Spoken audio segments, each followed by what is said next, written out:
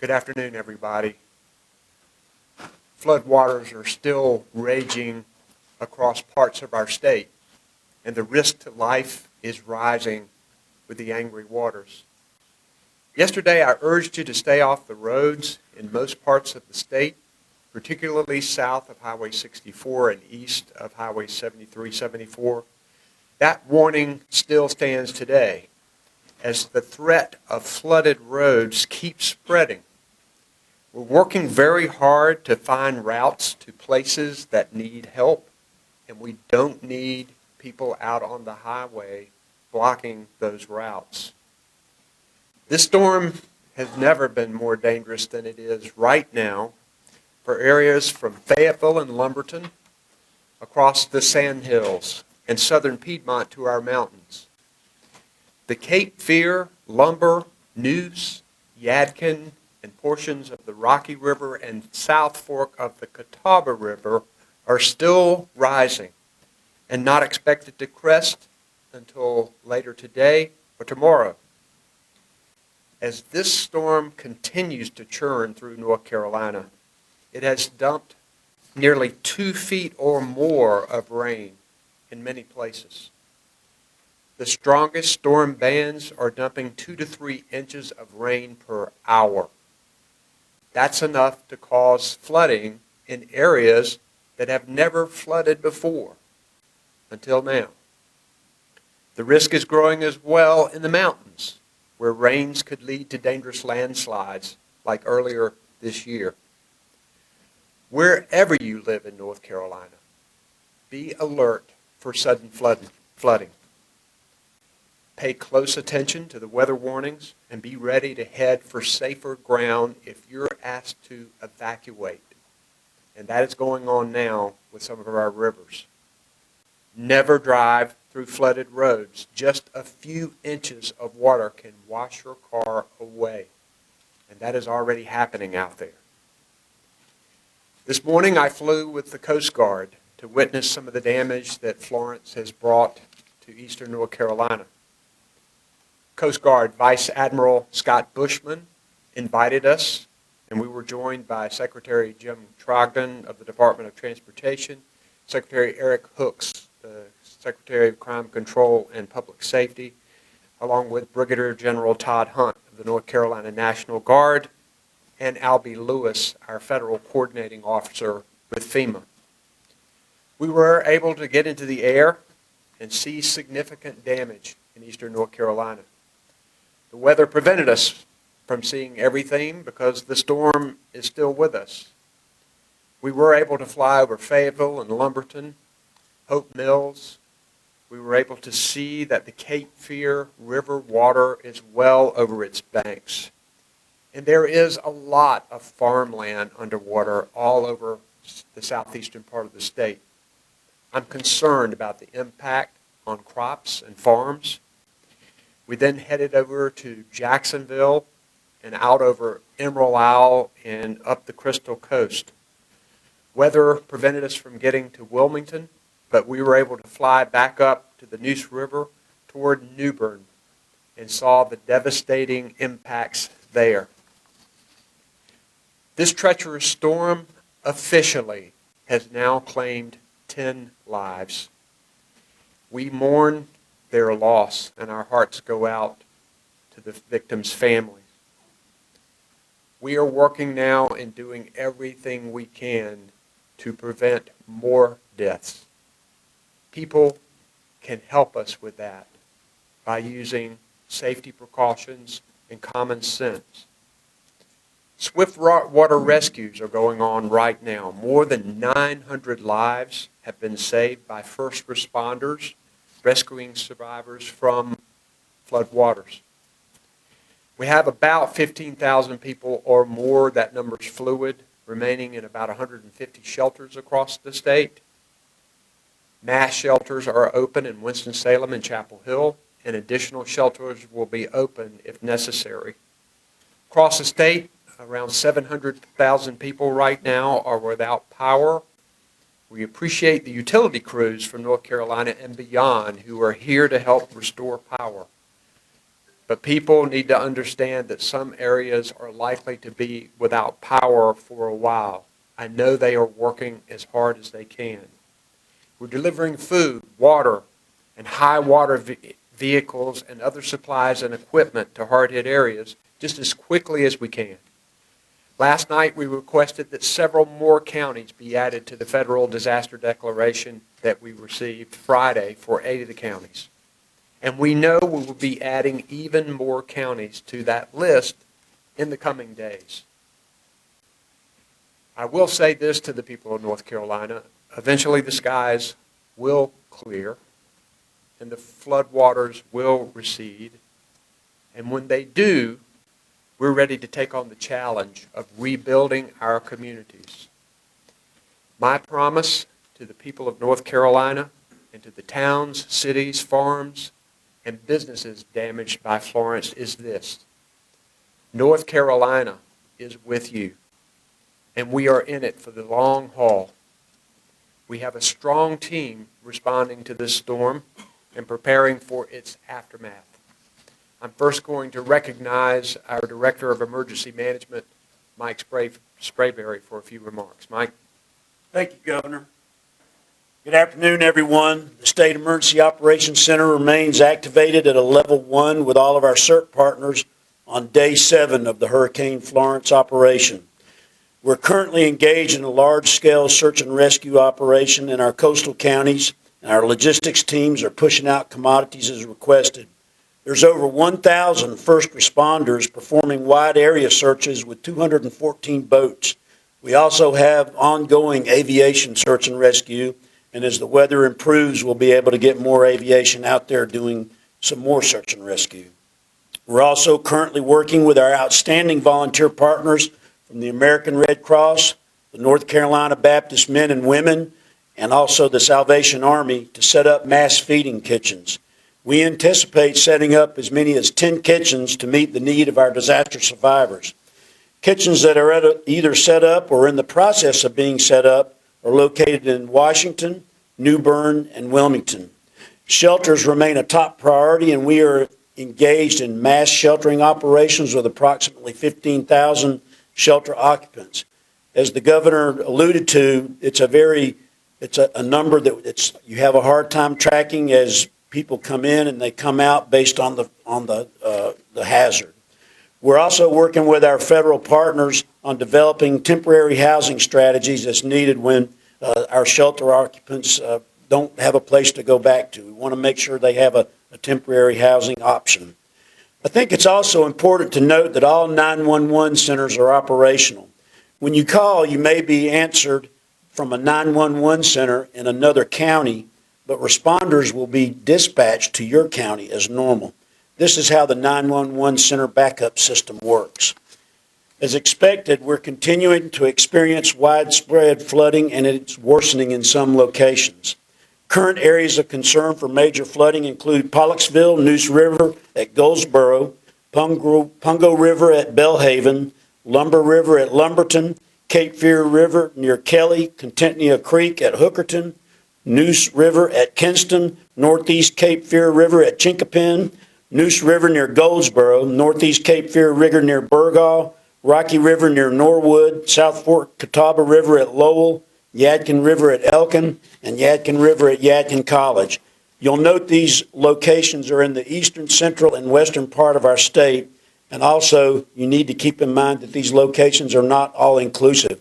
Hurricane Florence, or now Tropical Depression Florence, is stationed right over North Carolina and continues to dump rain on us. We urge all of our residents to log into our flood inundation mapping and alert network known as FIMAN at fiman.nc.gov. That's FIMAN.nc.gov. You'll see what roads and structures will be affected by flooding, and you can sign up to be alerted by text and email when rivers begin to rise. As always, make sure that you follow the guidance of your local officials and stay in touch with your local media so that you can have good situational awareness of what's happening around you. Thank you so much for your support of the North Carolina State Emergency Response Team. Thank you, Governor. Thank you, Mike, and thanks to the team at the Emergency Operations Center that are working around the clock. Our road situation is constantly changing, dynamic by the hour. Our Secretary of Transportation, Jim Trogdon, is going to give us the latest update. Thank you, Governor. As of Friday, if you recall, we had 30 primary roads at noon closed across the state. Yesterday at noon, that number grew to 60, and today it's 171. So conditions continue to worsen, and as you can see from our graph, the areas and events are spreading westward as predicted by the meteorologist. Overnight, we had two more sections of I-95 closed, one in Lumberton, which we anticipated, and one in Benson. And on I-40, we had two additional sections flood, and that's at Bregal and Castle Hayne. We have successfully opened a route to New Bern and Morehead City to serve our first responders and to primarily serve first responders and to move our utility repair vehicles into those areas, because one of the things that we observed today in the flyover is the lack of power was obvious, and one of the first things we have to do is support getting our power company vehicles in there to make those repairs. We also had a closure on US 74 in Columbus County. That's presented us with a challenge of, right now, we don't have a land access to Wilmington.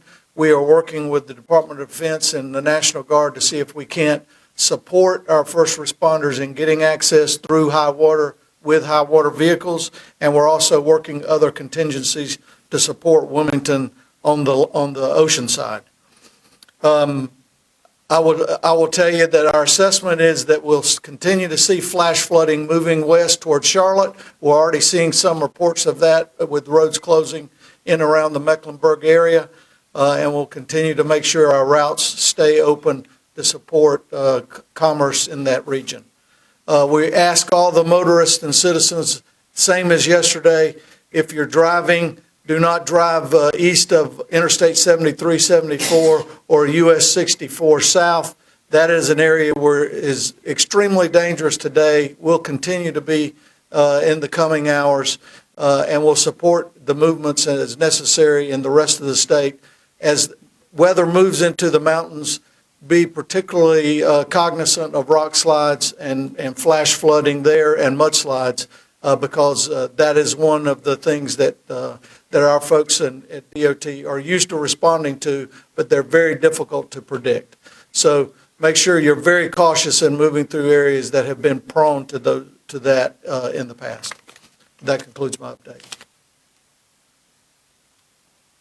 Thank you, Jim. We'll now have the commander of the North Carolina Highway Patrol, Colonel Glenn McNeil, to give us an update. Thank you, Governor. Good afternoon. I'd like to state a special thank you to the media. Thank you for getting out our public safety message. If we lose one life, that's one life too many that we've lost. So please heed the public safety messages that we are given. If you don't have to drive, please do not. And if you see standing water or running water across our roadways, please do not attempt to cross those.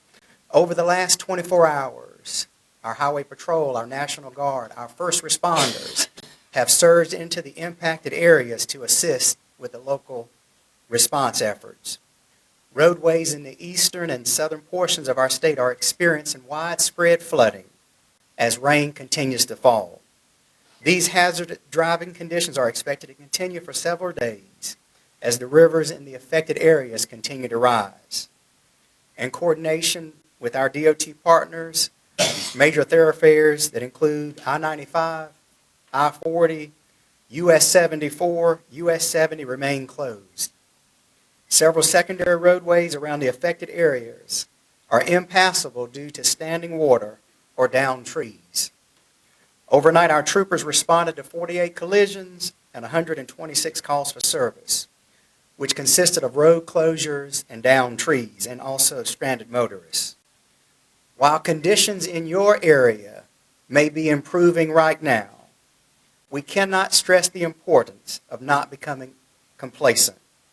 Heed the public safety warnings that we're given here at these various press conferences. Residents who may feel like venturing out themselves could be involved in a flash flood scenario. which could potentially place them in harm's way, and also the first responders who are tasked with responding to save them. Please continue to monitor roadway conditions by visiting drivenc.gov, and this concludes my brief. Thank you, Governor. We'll now hear from the Adjutant General Greg Lusk, North Carolina National Guard. Yep, thank you, sir. Of course, we always want to start out by just reminding ourselves of the selfless individuals that comprise this entire emergency response enterprise. Many of them are victims of this storm and that are out there serving the needs of others as their first priority right now. Many of them not knowing the condition of their families or homes. The Governor Cooper's pre-landfall decision to pre-position National Guard across the state is going to prove itself to be a very prudent decision today. Well, with things clearing in the east throughout the day and starting yesterday, you're going to see a larger influx of the North Carolina National Guardsmen that have been pre-positioned over these last few days, now moving into these areas, and that will transcend across the state from east to west as the storm continues to migrate west. They'll get there just in time to plug in with the local incident commanders and be part of their team in order to speed that response, that response network, if you will, down at the local level. So we're going to be surging forward. Again, just a absolutely tremendous and responsible thing to do. Also, the pre-requesting of our active duty forces was also paramount, as we know that we have a lot of our Army trucks and drivers that are out there on the roads today that are already participated in the teams, and they are integrated down in the southeastern part of the state. So just like it has been for the last 17 years, the Army team, if you will, is here to work as well, everybody. It's important to note that over these next couple of days, particularly as we're looking at the aircraft that are probably going to be out conducting a lot of search and rescue, wide area searches over a very large swath of North Carolina, there's going to be a lot of helicopters out in the air. And it's going to be very paramount that we maintain drones, if anybody has them or owns them, if we could keep them grounded, because if drones are flying, then we're perhaps not flying a rescue helicopter. So please help get that word out as well. The helicopters that are coming to us today, and there are many of them that are on the ground and available to us now, 10 different states, 10 different National Guards have contributed to the effort, and I'm very happy to have with me here today Lieutenant General Tim Cadeby. He's the director of the Army National Guard. It's he and his staff that's helped coordinating the state response to help us provide the depth and the capabilities that we need to respond to the citizens in North Carolina. And he's here to make sure that speed continues in the days yet to come. So thank you. In general, thank you to you and your troops. We know a number of National Guard soldiers had not too long completed a mission in the Middle East, and they're now back on active duty, so we're grateful for that. We now have North Carolina Attorney General Josh Stein here to talk a bit about protecting consumers in the aftermath. Thank you, Governor. I want to first address the folks who are living down east and struggling to deal with the consequences of this terrible natural disaster. The people of North Carolina are with you. The government of North Carolina is with you, and we want to do everything we possibly can to help you get your lives back on track. To the first responders, the utility workers, the volunteers who are working in eastern North Carolina today, helping out fellow North Carolinians, we are deeply grateful for the work and the help that you are providing. And Governor Cooper and everyone here at the Emergency Operations Center, I just want to thank you as a North Carolinian, because I know for the past week you all have been working nonstop to try to deal with the consequences of this, and we are all very much appreciative. In many of our communities in the East, local business operators, they're neighbors just like other neighbors, and they are doing everything in their power to serve their communities, to make sure that they're open, stay open late, make sure that their goods and services are available for people in need. But unfortunately, there are some out there who will take advantage of a natural disaster to make a quick buck. When the governor declared the emergency, the state of emergency, that triggered our state's price gouging law. So it is in effect, and we are actively enforcing it. We've received 500 complaints to date from people throughout eastern North Carolina. The majority of complaints have to do with necessity like gas and water. We've seen some complaints about excessive hotel prices for people in the east who are moving and evacuating as they were urged to do. We've begun an investigation into some gas stations in eastern North Carolina. This law will remain in effect for 45 days unless the governor determines that it should be extended for a longer period of time. When in the days and weeks that follow, please, people in eastern North Carolina, keep your eyes open if you are seeing price gouging by retailers or by construction companies or anyone that's out there providing a good or service. Let my office know. If you have internet, the best way is ncdoj.gov/disaster. If you don't and have a telephone line, you can call us toll free at 877-5-NO-SCAM. In the weeks to come, people are going to need to get their lives back in order. They're going to have to fix their homes. They're going to have to remove trees from their land. Be very careful who you do business with. When someone drives up to your home, you don't know who they are. Always better to deal with somebody from your community. Make sure that they are licensed. Make sure they have insurance. When you start a business relationship, get quotes from more than one vendor so you can compare. Whatever they promise you, make sure it's in writing. The work they're going to do, the time in which they're going to do it, the materials they're going to use, and do not pay all up front. You can run the risk of losing all your money if the person disappears. Pay for the work as it gets done. There are people in North Carolina, people across this country who haven't been affected, but whose hearts are pulled by the images that they're seeing, and they want to help, and we welcome your help. But please make sure the money you donate goes to actually provide that help rather than to line the pockets of some scam artists. Don't give to some charity that emails you or calls you because they have a good sounding name. Instead, make sure you give to established charities that you know will put that money to good use to help the people of North Carolina. There is the North Carolina Disaster Relief Fund that is done by the state of North Carolina.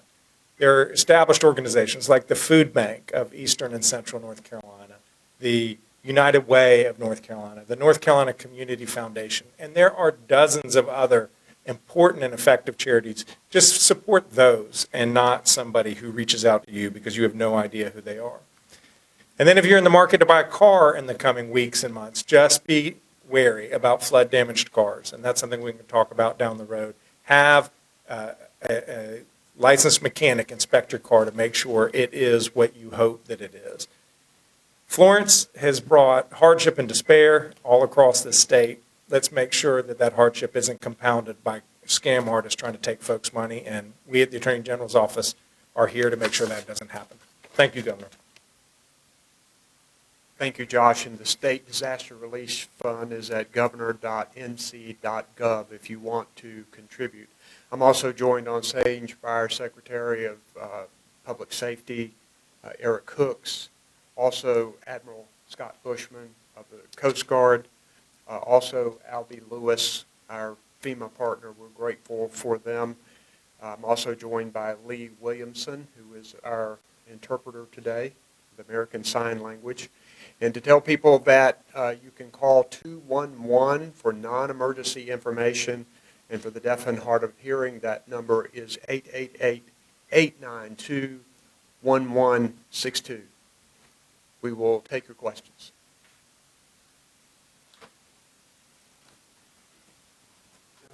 Gary Robertson with AP. We talked about the farmland. We saw a lot of farmland that was covered in water today. Is there an update on hog lagoons and whether they've overflown their banks or there's any concerns, concrete concerns of what's happening out there related to that? So Commissioner Troxler let us know that they had drawn down the hog lagoons. They said that he said that the farms could take up to 30 inches of rain. We are closely monitoring the hog lagoons with our Department of Environmental Quality and Agriculture partners, and we haven't had any reports of issues at this time. Yes, Tommy Goldsmith from North Carolina. Let's grab the phone. Microphone there. Thanks, Tommy. Tommy Goldsmith from North Carolina Health News. I'm asking about the status of the medical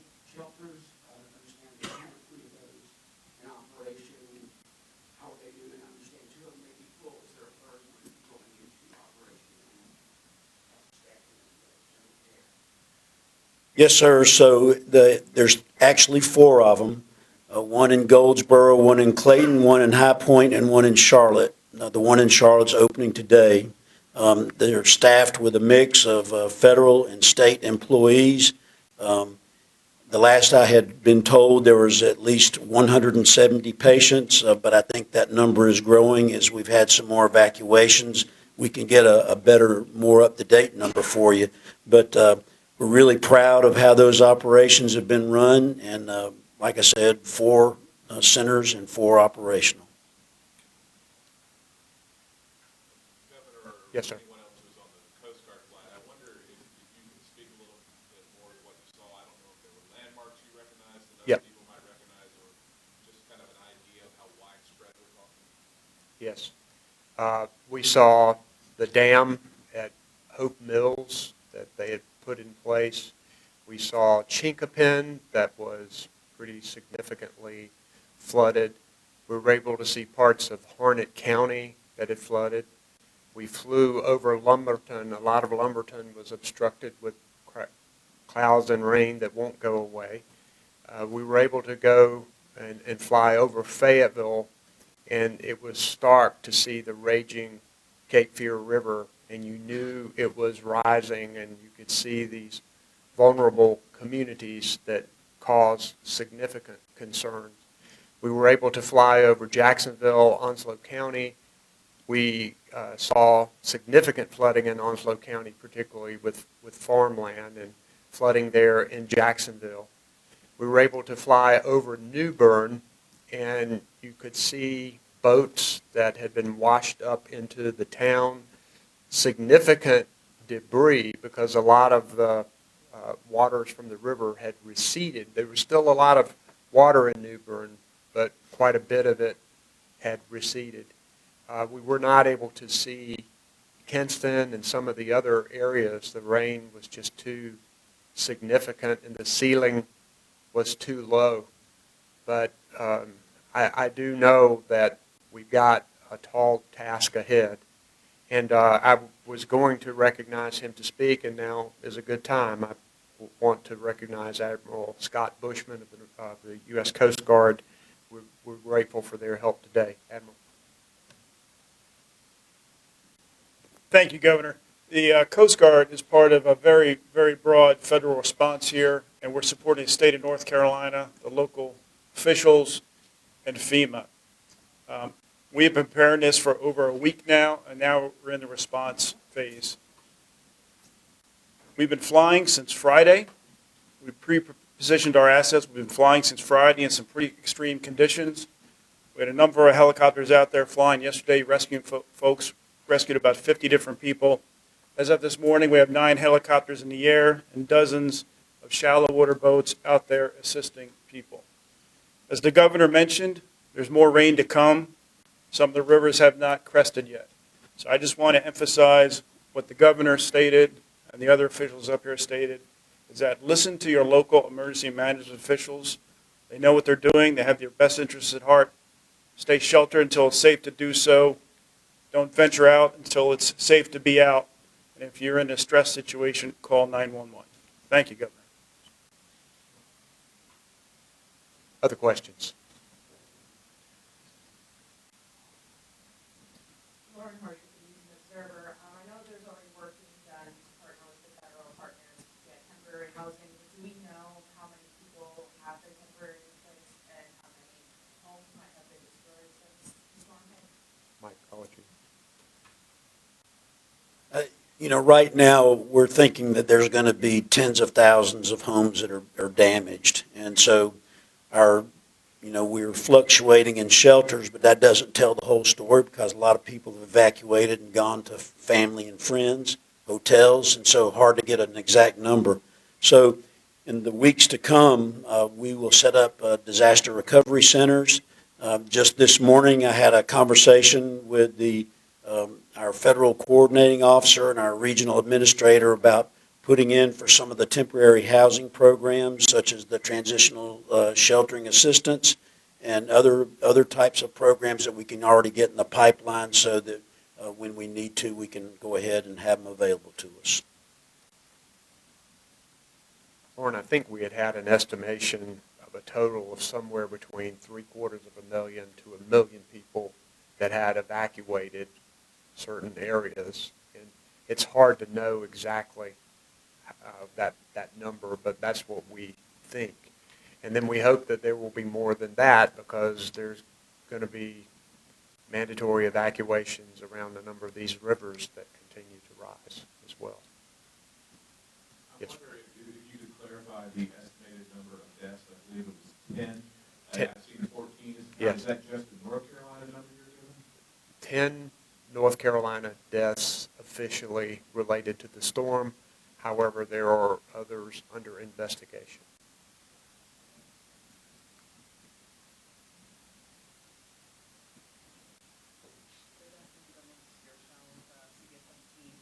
We've already seen Fort Mills Dam that in 2016 Hurricane Matthew was flooded and there were issues there, and now we're back at the same point. So what do you tell those communities, and also what can we further do to prevent issues like this from happening in the future? I think we're going to have to look carefully at decisions that we make regarding mitigation and buyouts of property. I know that there are some places that have been flooded numerous times that you just have to look at and say it's just not smart to build back. And that you have to do that on an individual basis as we go forward. And we'll work with our federal partners to try to make sure that all funding is available, but we'll have hazard mitigation funding, we'll have some state funding, we'll have community development block grant disaster relief funding, and I'm sure that we'll have housing finance money. One thing that this storm puts a spotlight on is the issue of affordable housing, which is there even without a storm. There's a concern about affordable housing all over the state, in urban areas, but particularly in the southeastern North Carolina, where we are seeing such significant devastation. So we're going to approach this rebuilding effort with an emphasis on affordable housing. I know the Department of Emergency Management, Mike and I have had significant conversations about that with our partners, how we need to aim toward that goal. Other questions? Governor or Mike, could you give us an update on what you know about this coal ash landfill where I guess a slope had collapsed that's down in Sutton? Can you give us any more information about that?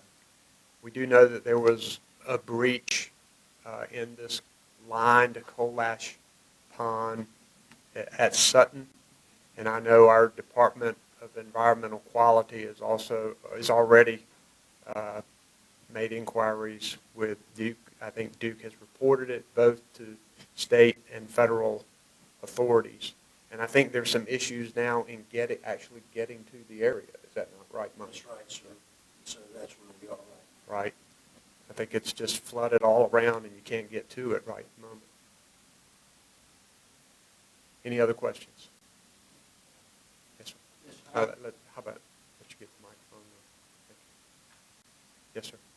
Do you have, you want to have a figure on the number of facilities, long-term care, nursing homes, or assisted living that have been evacuated? And are those people still in other shelters? I know Dr. Cohen would have that number. Do you have it? I don't have it, sir. It continues to escalate. We'll get that information to you. Dr. Cohen is not here right now, but we'll get that to you. Other questions? All right, we'll let you know when the next briefing will be. Thank you.